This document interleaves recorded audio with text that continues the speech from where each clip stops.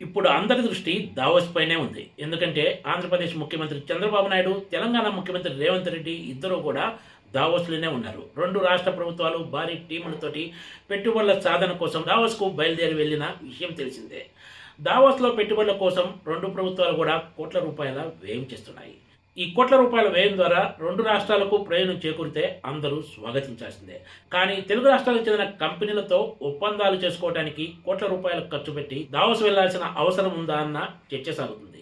దీనికి ప్రధాన కారణం ఇప్పుడు తాజాగా తెలంగాణ ప్రభుత్వం మెగా ఇంజనీరింగ్ తోటి దావోస్లో 15,000 కోట్ల రూపాయలతో పెట్టుబడి ఒప్పందాలు చేసుకోవటమే.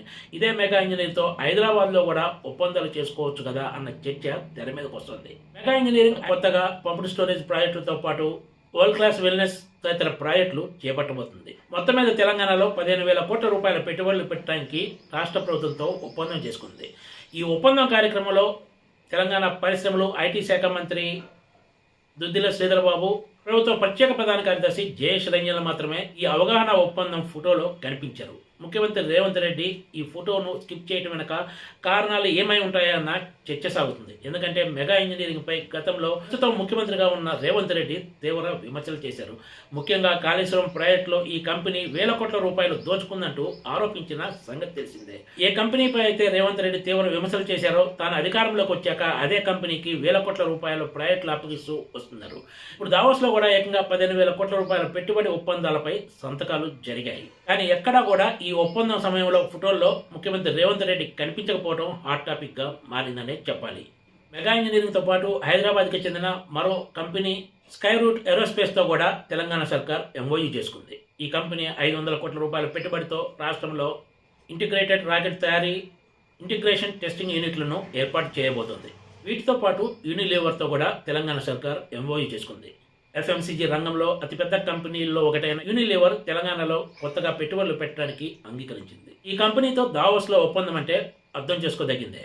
కానీ హైదరాబాద్ కేంద్రంగా పనిచేసే మెగా ఇంజనీరింగ్ తోటి, స్కై రూట్ కంపెనీ తోటి దావోస్లో ఒప్పందం చేసుకోవాల్సిన అవసరం ఏమిటనే చర్చ అటు రాజకీయ అధికార వర్గాల్లో సాగుతోంది. అటు స్కై రూట్, ఇటు యూనిలీవర్ ఒప్పందం సమయంలో ఉన్న ముఖ్యమంత్రి రేవంత్ రెడ్డి ఒక మెగా ఒప్పందానికే స్కిప్ కొట్టారు. ఆంధ్రప్రదేశ్ ప్రభుత్వము బుధవారం నాడు దావోస్లో గ్రీన్కోతో ఒప్పందం చేసుకోనున్నట్లు అధికారికంగా వెల్లడించారు. గ్రీన్కో కూడా హైదరాబాద్ కేంద్రంగా పనిచేసే కంపెనీయే.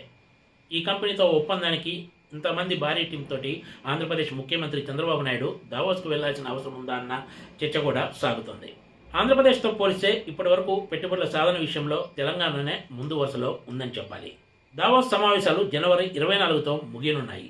ఈ సమావేశాలు ముగిసే నాటికి ఏ రాష్ట్ర ప్రభుత్వం ఎంత మేర పెట్టుబడులు సాధిస్తుందో వేచి చూడాల్సిందే.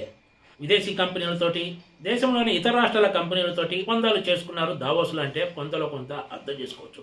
కానీ హైదరాబాద్ కేంద్రంగా పనిచేసే కంపెనీలతోటి దావోస్ వెళ్ళి ఒప్పందాలు చేసుకోవడం అన్నదే అందరినీ ఆశ్చర్యపరుస్తున్న అంశం. Please subscribe TGTV.